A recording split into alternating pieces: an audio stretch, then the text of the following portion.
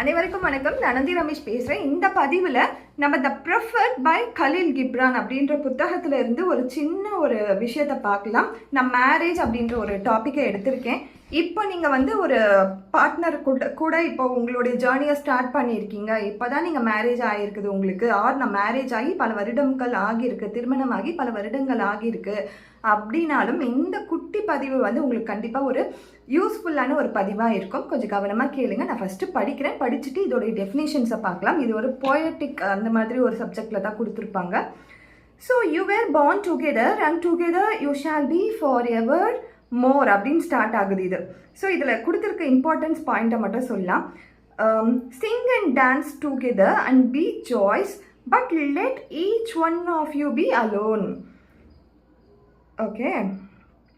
Fill each other's cup but drink not from one cup. அதே மாதிரி from one of the hands of life can connect your heart and stand together yet not too near together. From the pillar of the temple stand apart அப்படின்னு கொடுத்துருக்காங்க. இதில் அவங்க என்ன சொல்கிறாங்கன்னா, marriage திருமணம் அப்படின்ற உறவில் ரெண்டு ஆண் பெண்கள் யூனியன் ஆகுறாங்க, ஒன்றா சேர்றாங்க, இரண்டு சோல் அங்கே ஒன்றா சேருது. பட் உங்கள் ரெண்டு பேருக்குமே இருக்கிற அந்த ட்ரீம்ஸ் அச்சீவ்மெண்ட் அப்படின்றது தனித்தனி. திருமண பந்தத்துக்குள்ள உங்களுடைய இண்டிவிஜுவாலிட்டியை இழந்துடாதீங்க. உங்களுடைய கனவுகளை நோக்கி நீங்கள் பயணம் பண்ணிக்கிட்டே இருங்க. அது ரெண்டு பேருமே சப்போர்ட்டிவாக இருந்துக்கோங்க. ஒரு கோவிலோட கோபுரத்தை எப்படி ரெண்டு தூண்களும் சேர்ந்து தான் பிடிச்சிட்டு இருக்கு, ரெண்டுமே ஒன்றை ஒட்டி சேர்ந்து பிடிச்சிட்டு இல்லை திருமண உறவை, அதாவது கோயில் கோபுரத்தை ரெண்டுமே தனித்தனியாக நின்று தான் அந்த கோயில் கோபுரம் அப்படின்ற ஒரு விஷயத்தையே பிடிச்சிட்டு இருக்கு. ஸோ நீங்கள் ரெண்டு பேருமே இந்த கல்யாணம் திருமணம் அப்படின்ற உறவை தாங்கி பிடிச்சிட்டு இருந்தாலும் உங்களுடைய கனவுகளை நோக்கி நீங்கள் பயணம் பண்ணிட்டே இருங்க. இதில் பாருங்க, fill each others cup but drink not from one cup.